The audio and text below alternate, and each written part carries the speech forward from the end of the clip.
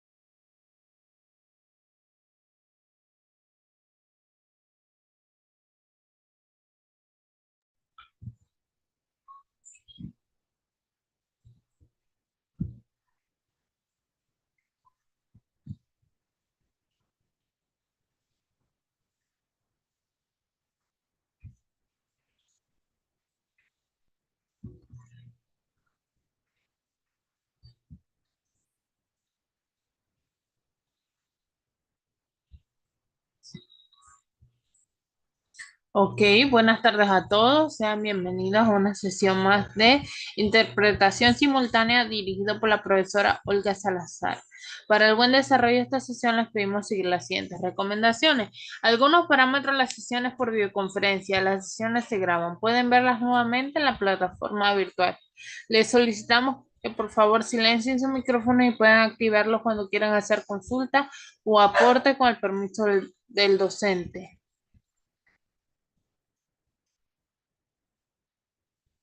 Les pedimos que mantengan su cámara activa. De no poder hacerlo, enviar su excusa por el chat de Zoom.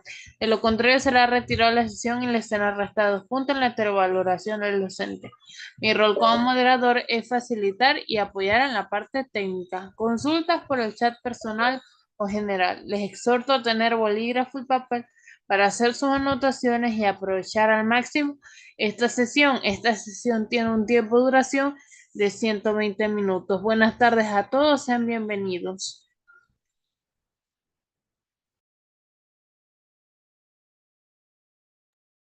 Gracias, Isabel. Ok, vamos a esperar 5 minutos para ver si alguien más se conecta. No se preocupen por la cámara, no hay problema. Ya me avisaron por el chat de Zoom.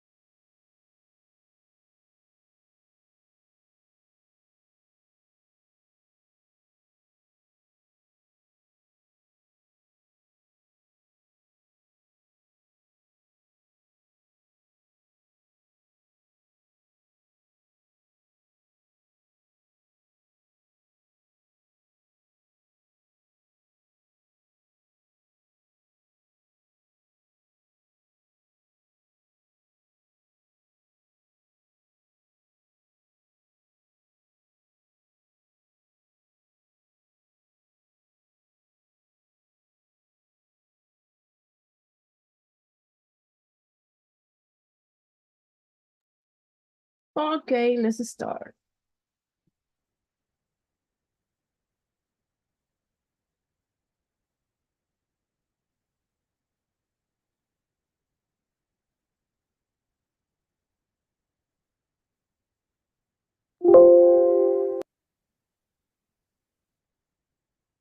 So today we are going to talk about the listening process.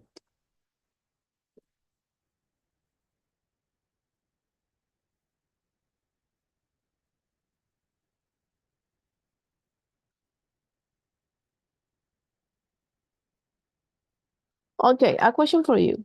Do you think that the most important skill for the interpreter is listening or speaking skills? What do you think about it?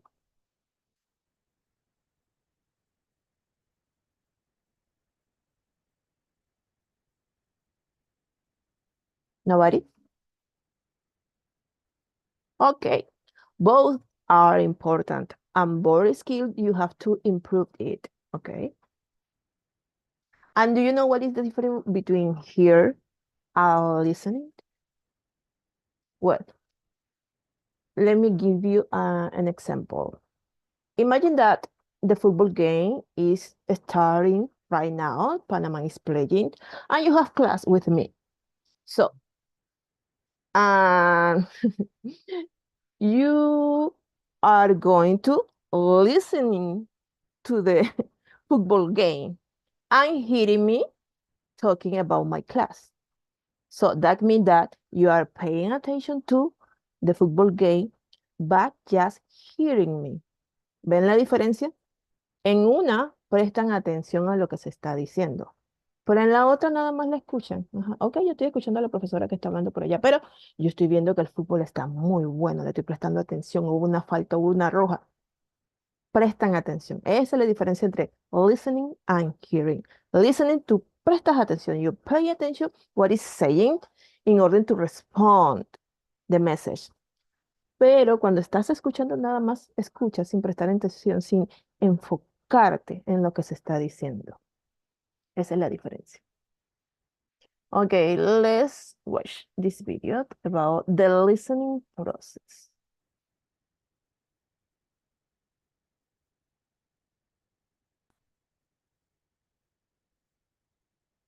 The listening process has some stages, like the communication process that we have learned in primary school.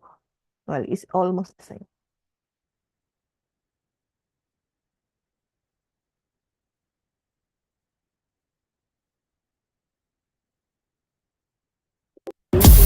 Cuando es por la camiseta, algo dentro de mí se enciende. Esta Copa América 2024, tú pones la pasión, Rexona la protección. So basically, Assalamu alaikum viewers, welcome back to my channel English with Aisha. In today's video, I will explain the process of listening. In previous videos, we talked about different topics related to listening. These are the stages: receiving, understanding, remembering, evaluating, and feedback or responding. Which include what is listening, what is listening skill, difference between hearing and listening, essentials for listening, importance of listening, and types of listening. Links of all these topics are given in the description box. You can also watch them for clearing your concept about listening. Now let's start the process of listening. Listening is an active process by which we make sense of, assess, and respond to what we hear. The listening process involves 5 stages, which includes receiving, understanding, remembering, evaluating, and feedback. Now we discuss all these stages one by one in detail. First stage of listening process is receiving. This stage is represented by the ear because it is primary tool involved with this stage of the listening process.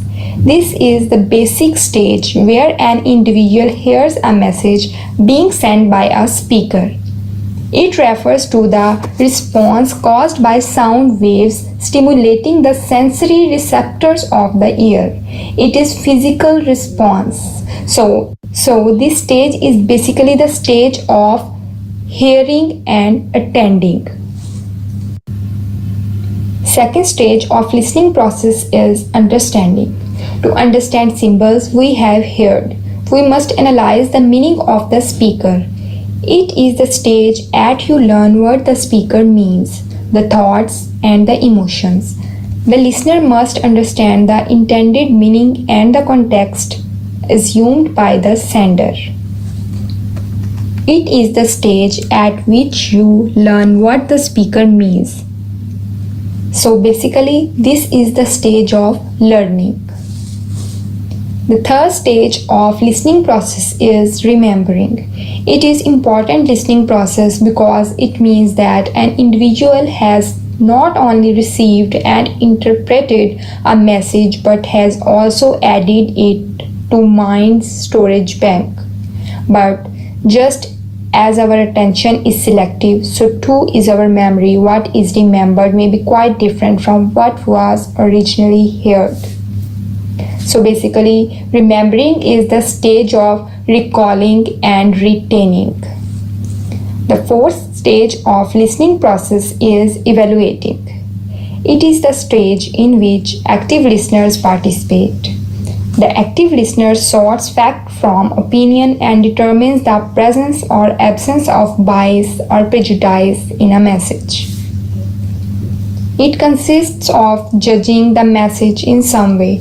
At times, you may try to evaluate the speaker's underlying intentions or motives. After interpreting the message, you must evaluate what you hear. You have to connect the message to your ideas or feelings about the subject of the message. You decide if you agree or disagree or need more information. So basically, evaluating is the stage of judging or criticizing. The fourth stage of listening process is responding. At this stage, we plan our reply to the message. This stage requires that the receiver complete the process through verbal or non-verbal feedback because the speaker has no other way to determine if a message has been received. If response is positive, it means listening is effective. So responding is the stage of answering or giving feedback. So this is the listening cycle, which includes receiving stage, then understanding stage, then remembering stage, then evaluating stage, and at the last, feedback stage, which means answering or responding. That's all.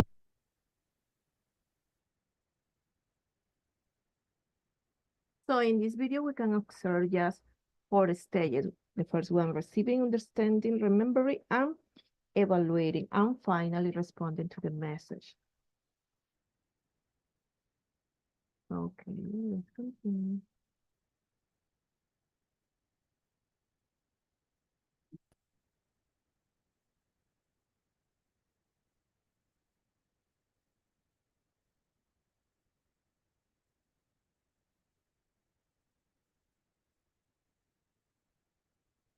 So, listening is the learning process of receiving, interpreting, recalling, evaluating, and responding to a verbal and non-verbal messages.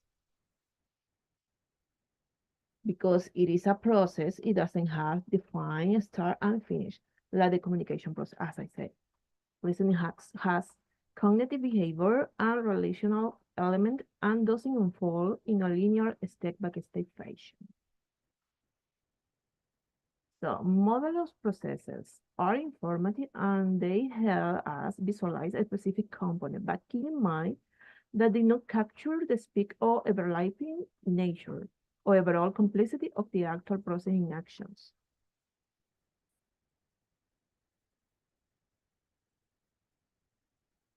Let's see.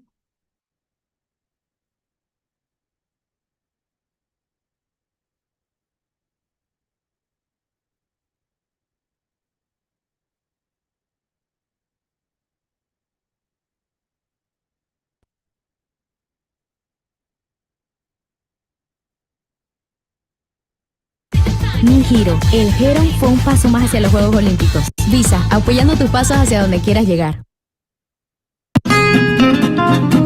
Okay, wait a minute.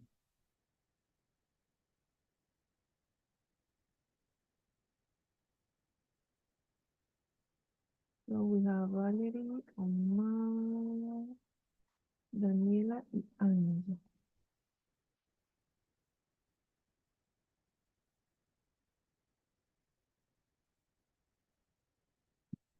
Okay, continue.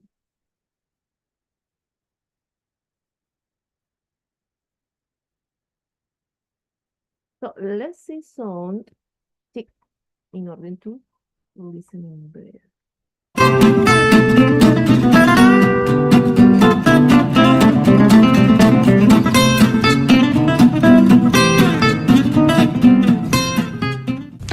Listening isn't just a casual event that takes place automatically. Listening is a series of interrelated behaviors that enable us to reach a goal. That goal is to be a more effective receiver of messages. I want you to have the listening skills that will make your social interactions with others more productive, whether that interaction is on the job or in your personal life. In this video series, we've been discussing the work of researcher and author Judy Brownell. She proposes there are 6 interrelated behaviors that enable people to be effective listeners. This is called the HURIER approach: hearing, understanding, remembering, interpreting, evaluating, and responding. This video will tackle the role of interpreting in the process of listening.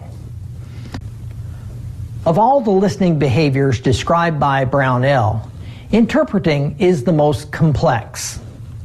Interpreting is impacted by motivation, empathy, and a person's ability to understand nonverbal messages. Let's examine the role these 3 have on being able to interpret the messages which we are listening to. The first area to examine in discussing interpreting is motivation. In evaluating how effective you are at listening, it's valuable to ask if you really want to understand others. Now, as harsh as that statement sounds, the reality is that it's possible to approach listening from the standpoint of, if others want me to understand them, it's their responsibility to express themselves clearly. We might be frustrated that our partner or friend seems to talk in circles and never get to the point, and so it becomes easy to lay the blame on the other person. If we want to get to the level of being effective listeners, we must focus on being personally motivated to try to interpret or figure out what the other person is trying to communicate. How do you describe motivation? It's a growing level of maturity and responsibility combined with a real desire to communicate well with others. The second area to examine in discussing interpreting is empathy. Empathy is the desire and ability to see and attempt to feel how someone else is thinking, feeling, or what they might be trying to communicate. A friend of mine spent time analyzing cards sent to those who had lost a loved one. He found that sympathy was expressed by sentences that said things like, "I'm sorry to hear of your loss." He identified empathy statements as those that expressed a desire to be of some personal help to the person. You might say empathy is going beyond words to action. Empathy is necessary to interpreting messages from others in the listening process simply because other people do not always communicate clearly. We falsely expect people to say things to us that are exactly the way that we would say them. We would all love it if people just came out and said exactly what they mean literally, but they don't. This means that you and I, if we're going to be effective listeners, must learn to put ourselves in the other person's shoes and figure out what they are really saying. Empathy is being able to listen to the other person's words and then attempt to view the situation from that person's perspective. The third area to examine in discussing interpreting is nonverbal messages. Nonverbal messages can either complement a verbal message, substitute for a verbal message, or contradict that message. A nonverbal message can be a facial expression, eye contact or lack of it, nervous twitches, nodding or body movement, as well as a long list of other things. People are constantly sending out nonverbal messages in the middle of conversations. If we're only focusing on the literal words and their literal meanings, we are missing important messages. We might be visiting with a person and we notice they are nodding in agreement and interest as we talk. But we also notice they appear somewhat anxious and can't keep the rest of their body quiet. We should be trying to interpret whether or not they are sending contradictory, nonverbal messages. As you can see, the task of interpreting messages is a complex and challenging skill. It can be learned and improved upon. We become so caught up in listening to the words people say when we should be trying to listen to how they are feeling and trying to figure out how they are viewing the situation. We sometimes listen to the wrong things. For example, our partner might tell us that we are following too close to the car in front of us on the highway. We get defensive because we focus on the literal words. We know we are X number of car lengths back and view it as an attack on our ability to drive. Interpreting focuses on looking at listening through the lenses of being motivated to listen, listening with real empathy, and trying to understand nonverbal messages. Listening is always more than just hearing words and then reacting. Listening is about building more productive relationships. Listening is what will make your marriage better, your work relationships better, your friendships better. Learn to interpret. See you in the next video.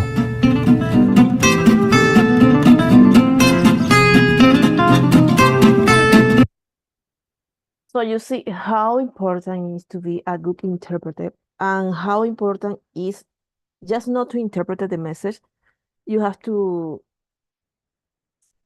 connect with the speaker, to building, like he said, to building a relationship with the speakers. So you have to interpret the message and how the message was saying.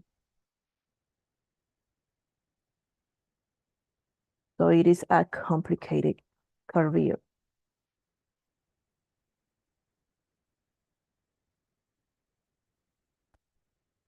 Okay, let's continue.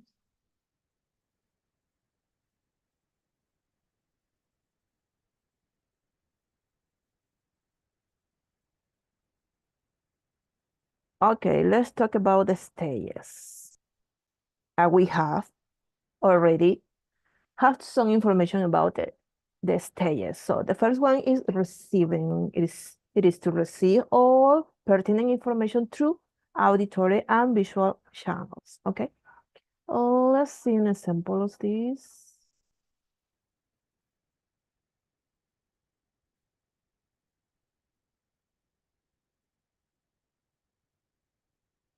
So in this stage, we hear the information first.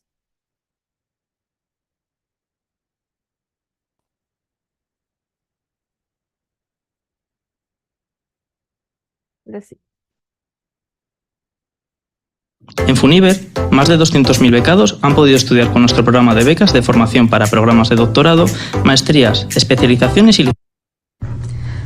A very popular management book in the 1990s was written by Stephen Covey about the 7 habits of highly effective people. The 5th habit of that is to seek first to understand, then to be understood. High correlation with listening. Former U.S. President Harry S. Truman said, "The good Lord gave us 2 ears and 1 mouth. That ought to tell us something. We should spend significantly more time listening than we spend speaking." There's an Arabic saying that says, "If I listen, I have the advantage. If I speak, others will have it." one of the valuable aspects of listening. This is part 1 of the lecturette on listening. Keep in mind that even after years of practice listening, we still don't do it very well, because it's not a matter of practice makes perfect, but a matter of perfect practice makes perfect. We should listen more effectively because it can benefit us in a variety of ways. It can make the difference between knowledge or ignorance, having the information, knowing the information, or being completely ignorant, not knowing that information. Being informed or misinformed. Being misinformed often happens when you listen ineffectively and you only catch part of what somebody says. When you listen, you become more involved. Apathetic, meaning you don't care. So when you get involved listening, you start to become involved. And then finally, when you listen to something effectively, you are much more likely to enjoy something than to be bored by it. This lecturette, I want you to listen for the following concepts. What is listening? And then we'll talk about the aspects of the listening process. Starting with what listening is. Consider that the majority of your time spent communicating is spent listening. A study that was reported in 2001 says that in our waking hours, we spend about 70% of our time communicating. Of that 70%, the breakdown is that almost half of that time, 45%, we spend listening. In fact, look and realize that reading and speaking combined is about the same amount of time that we spend listening. As college students, we understand that most of our educational courses are source-oriented, meaning we have to listen to the source or the instructor most of the time. Remembering the communication model, you'll recall that listening occurs at both ends of the feedback loop, because when the message gets through the channel to the receiver and the receiver decodes that information, the receiver then also sends back information to the source, where the source will then listen. However, there's no way to get around the fact that when you are playing the role of the receiver, you are listening most of the time. As human beings, we receive data orally. That means through the ears. So we receive verbal information, words, vocal information. You can tell whether somebody is upset or not just by the quality of their voice.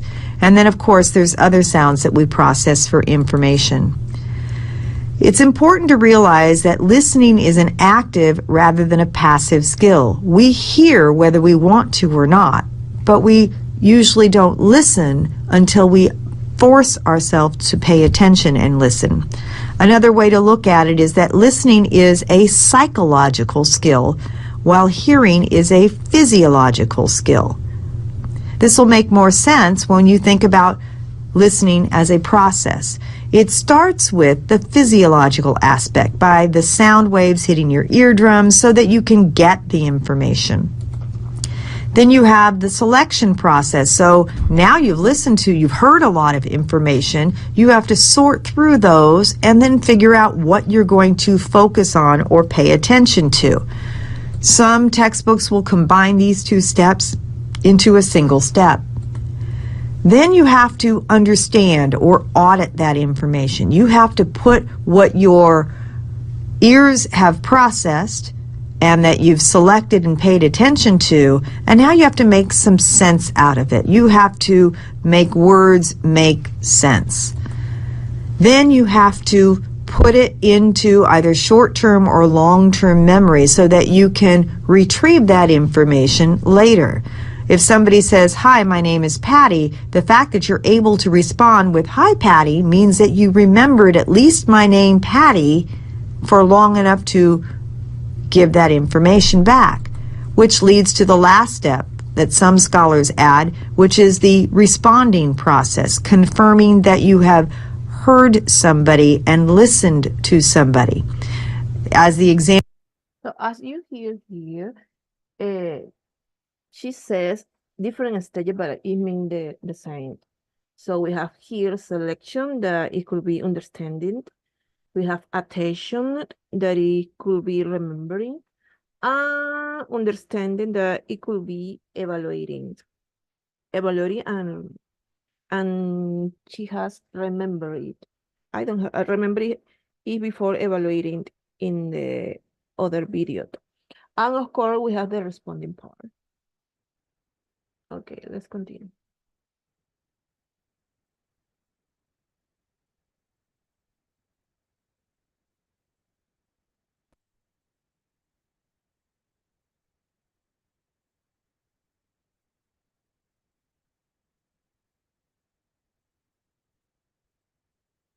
So receiving, before we can engage other steps in the listening process, we must take in stimuli through our senses. We primarily take information needed for listening through in auditory and visual channels, although we don't often think about visual cues as a part of listening. They influence how we interpret the message.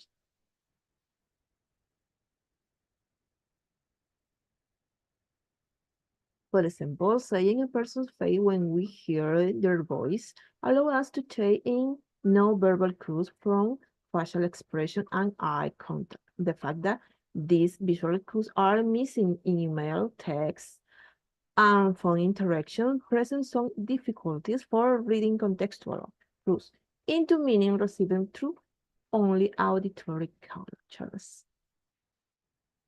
So the necessary information to be able to listen is obtained through hearing and sight. It is worth noting that we don't know think of visual signs as a part of listening.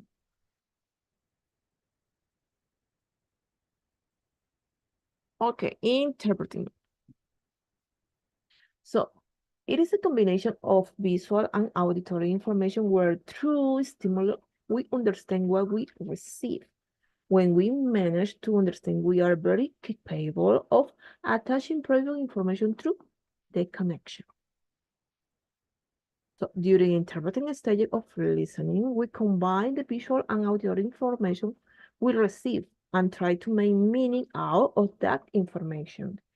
It is through the interpreting stage that we may begin to understand the stimuli we have received. When we understand something, we are able to attach meaning by connecting information to previous experience.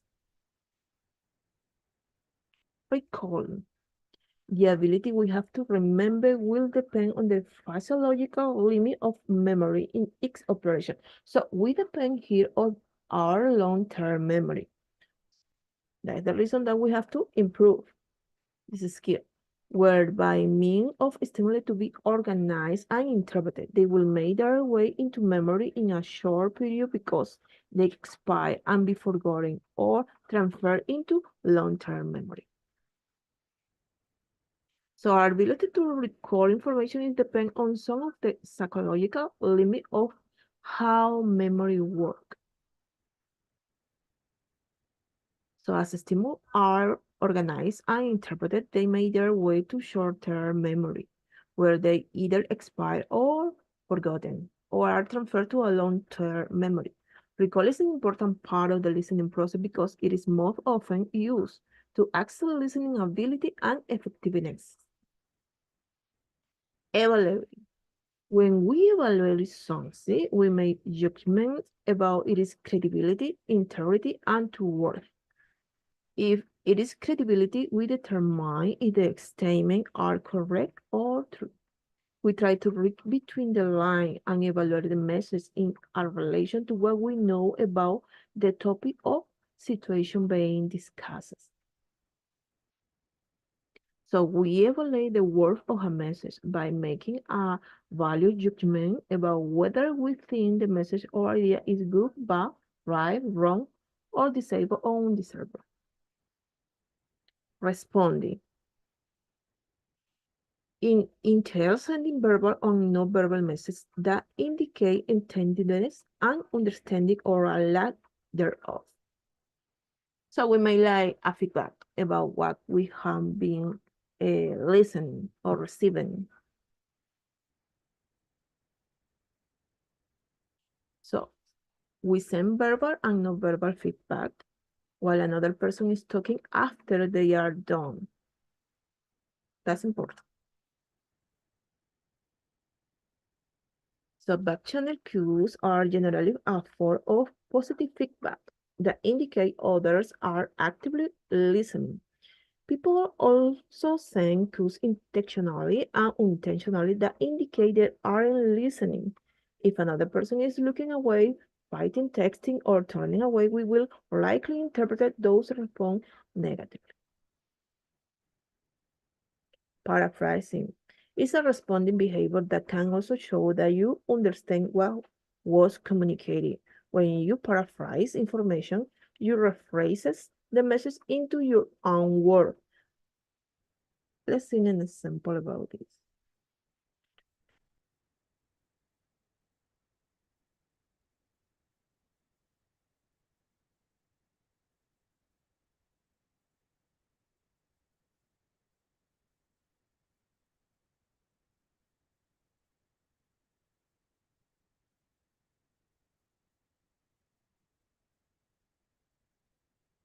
Example I gave you was, if you remember,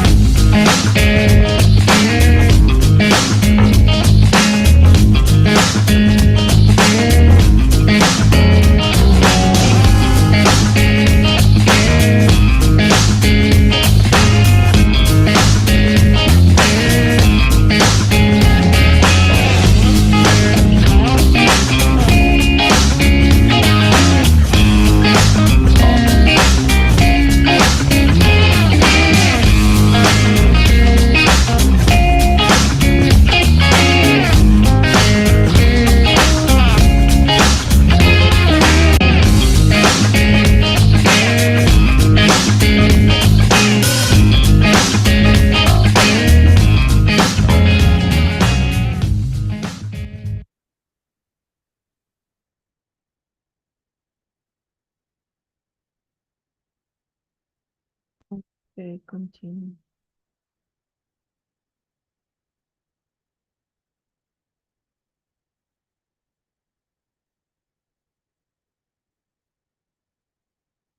So let's talk about active listening. So active listening refers to the process of pairing outwardly disabled positive and listening behavior. With positive cognitive listening practice, active listening can help actors manage the environmental, physical, cognitive, and personal barrier to affect listening you may encounter.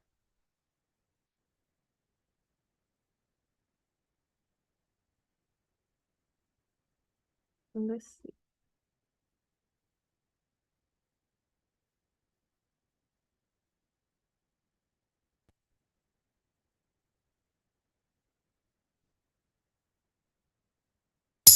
Siente la diferencia con nuestro Dove Roll-On.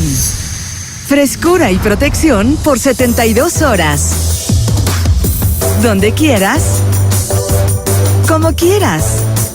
Team Roll-On. Listening skills. So let's get into the details.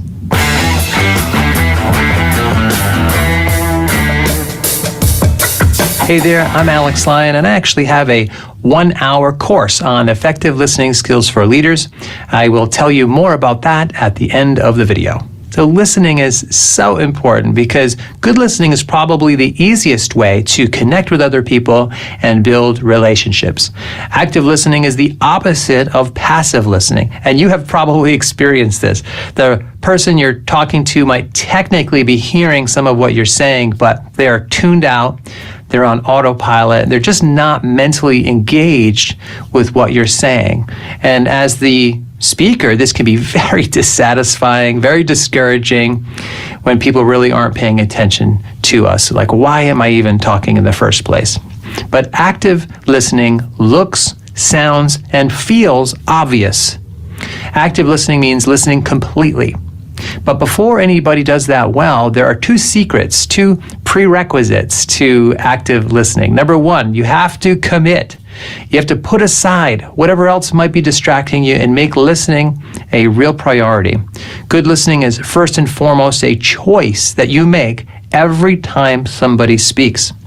Number two, it takes practice. Like any skill, you have to work at it. The good news is that listening is not mysterious or complicated. So let's talk about 4 qualities of active listening that you can put into practice. First, active listening involves nonverbal communication. And there are 2 sides to this.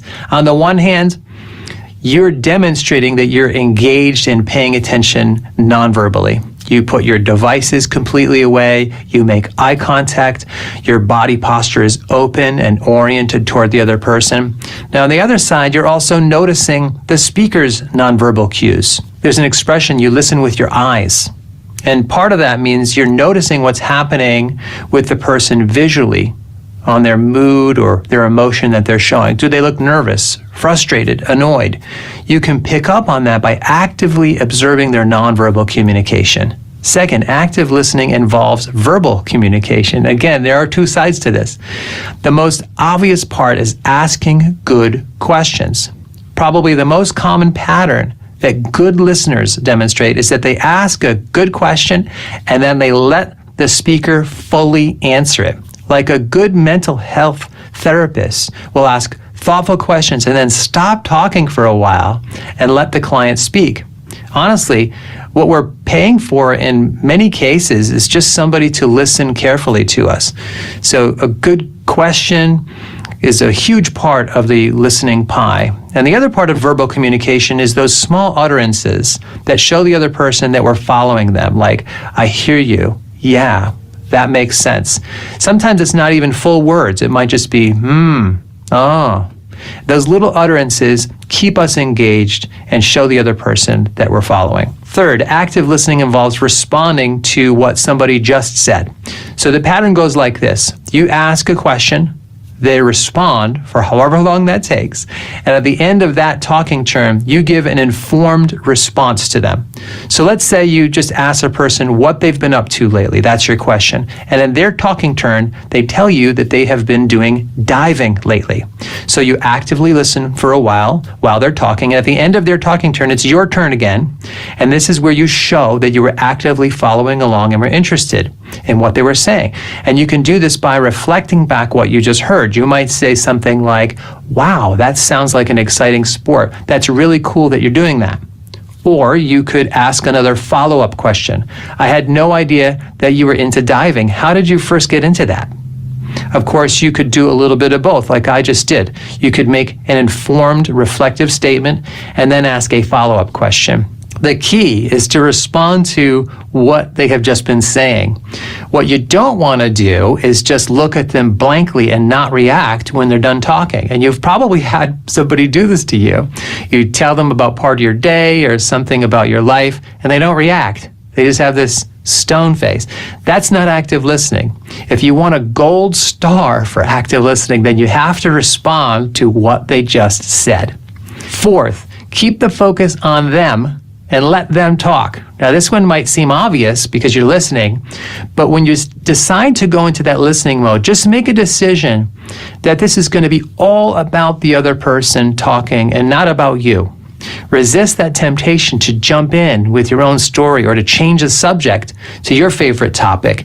Keep your talking turns and questions concise, and then stick to whatever topic they're interested in. Now, eventually, once they've done plenty of talking, there will usually be an opportunity later in the conversation for you to share your experiences. But my rule of thumb is to dedicate at least the first half of the conversation to pure active listening. So I hope these 4 tips help you listen completely in your next conversation. Question of the day, which one of these tips do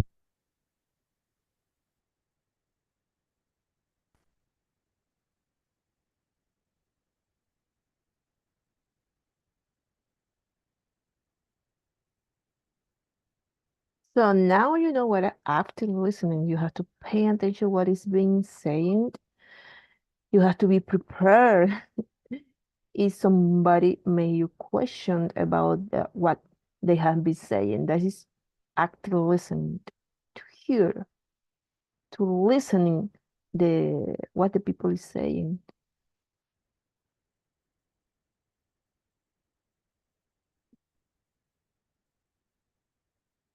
So being an active listener start before you actually start receiving a message. Active listening may a strategy to choice and take action in order to set up ideal listening conditions. Physical and environmental noises can often be managed by moving location or by manipulating the light, temperature, or furniture. Eye contact is typically thought of a key sign of active listening, and a speaker usually interprets a listener's eye contact as a signal of attentiveness. While a lack of eye contact can sometimes indicate that nobody is paying attention to you. Before assuming this in this case, it is important to consider whether it is eaten from cultural difference, is a side of thinking about or processing new information, or happen for other reasons.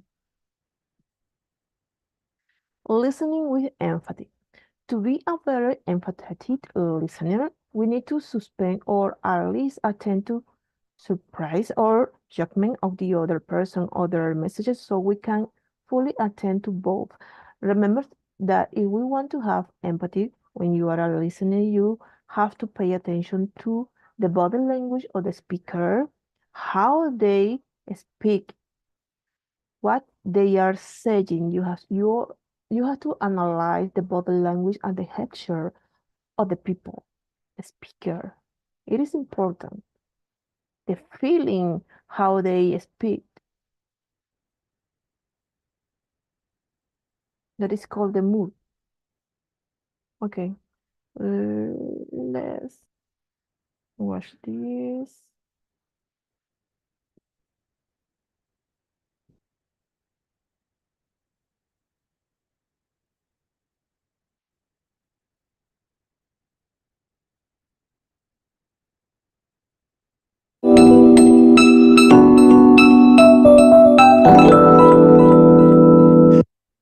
Look this example.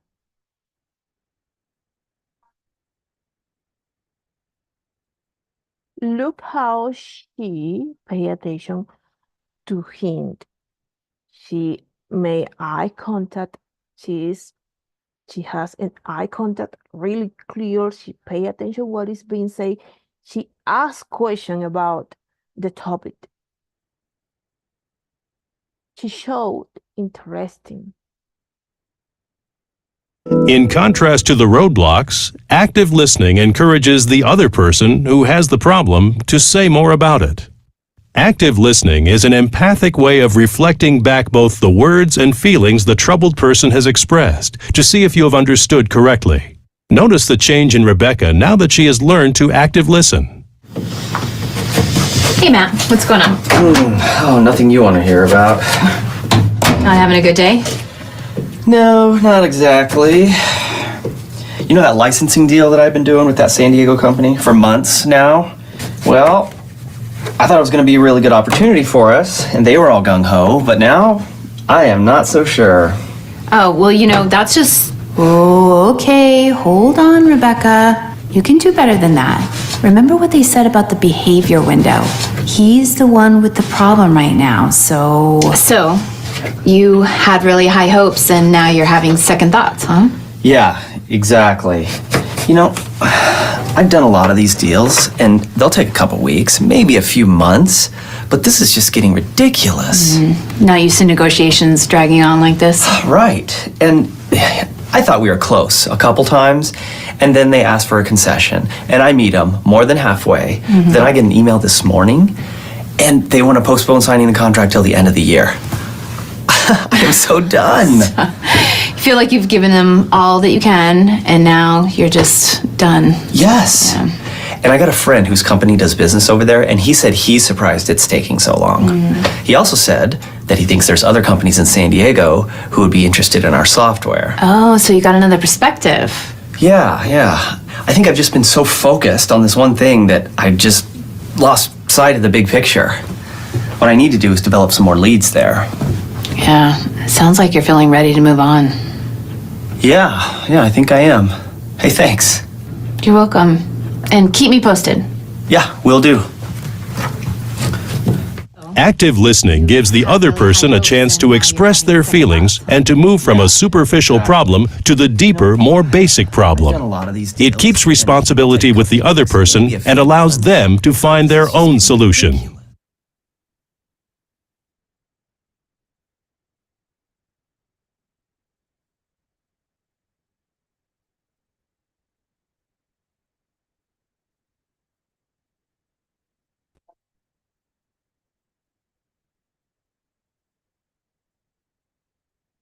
Okay, let's continue.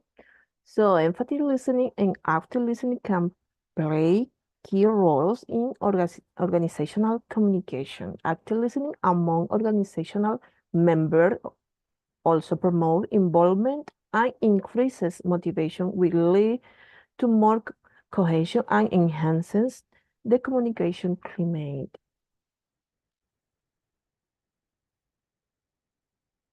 Okay, let's see this last video is just a review about everything we have said here in the class.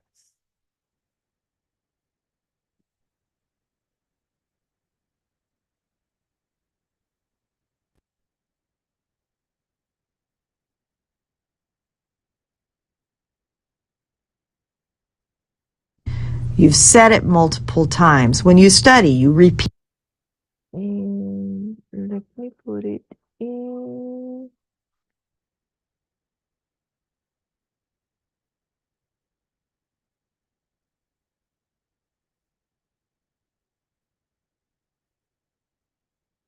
A minute. Okay, here.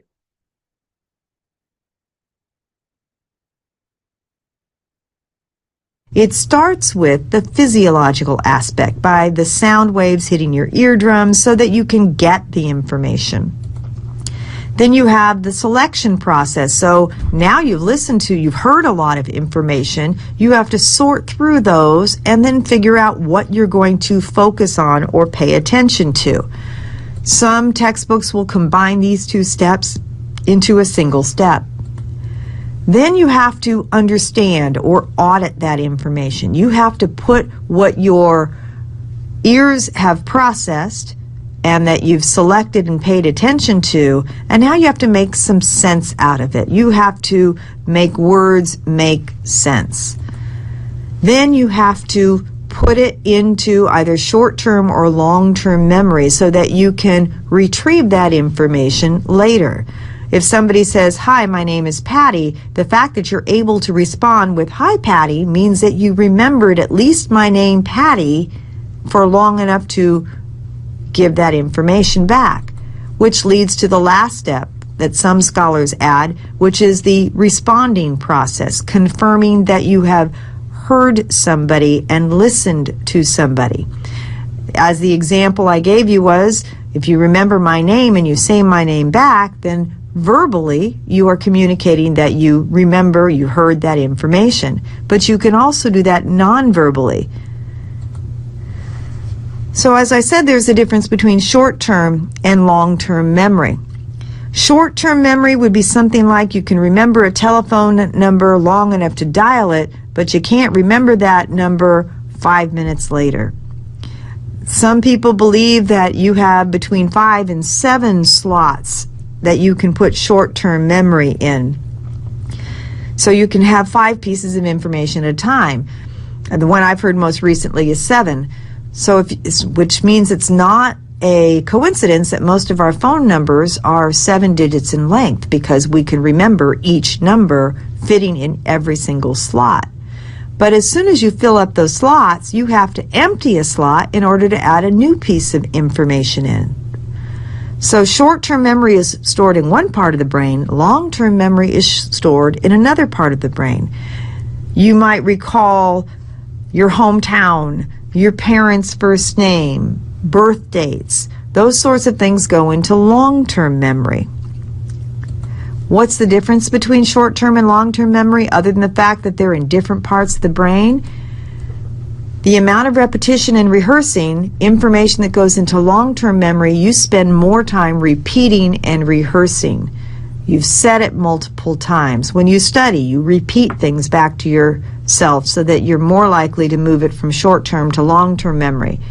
And then how easily does that information connect with information that you already know? Can you draw links between it? If you heard my name is Patty, you might think of somebody else whose name is Patty, and that might help you remember that information. We also will use mnemonic devices, particularly when we're trying to recall information. We could do it with people too, but information such as, if I were to ask you to name the 5 Great Lakes, you might have to sit there and think about it. Maybe over time you would get it, but you would likely get it a lot faster if I gave you the word homes to jog your memory, because homes is information you already have in your memory. You know that word. So then it's easier to remember Huron because of the H, Ontario, Michigan, Erie, and Superior because you have the mnemonic device of homes. In math, one way people remember the order of mathematical operations, what comes first, is please excuse my dear Aunt Sally, or PEMDAS. Because if you remember PEMDAS, you'll remember that you perform what's in the parentheses before you perform exponents, and then multiplication, division, addition, and subtraction. These are ways that we try to move information from short-term memory into long-term memory. So some questions for you to contemplate as we move forward. First is, why do you think it's important to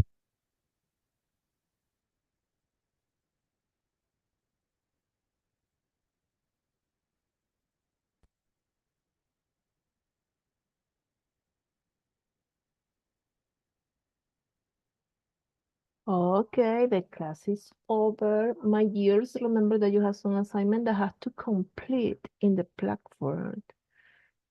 So you have a video as well, you have to make it, and you have to read it, you have to read and complete the question. So I hope to see you the next Saturday. See you guys. Bye, teacher. Bye, teacher. Bye bye. Bye, teacher. Nos vemos, hijos.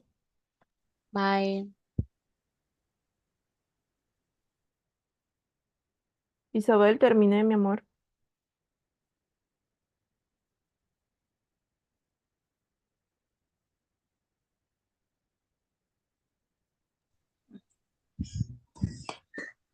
Bueno, teacher, damos finalizada la clase del día de hoy. Bueno, dándole las gracias a los estudiantes que se pudieron conectar, dándole las gracias a usted y bueno, también pues para despedirme ya de este rol como moderador. Hoy fue mi último día, y entonces un poquito de tristeza, un poquito de alegría y usted sabe, teacher, que es algo que bueno, que pasa, son etapas como estudiante, como moderador y bueno, todo tiene que llegar a su final y bueno, llegamos al nuestro. Sí, una Sí, puerta se cierra y otra se abre, mami, siempre, ¿oíste? así mismo es y bueno, aquí estamos y bueno, un gusto haber trabajado con ustedes durante este año completo porque fue un año completo donde pude trabajar con usted y bueno. sin más que agregar, pues deseándole una excelente tarde, una excelente noche y un excelente fin de semana. Nos vemos. Positiva, Isabel. Así es, teacher. Nos vemos. Nos vemos.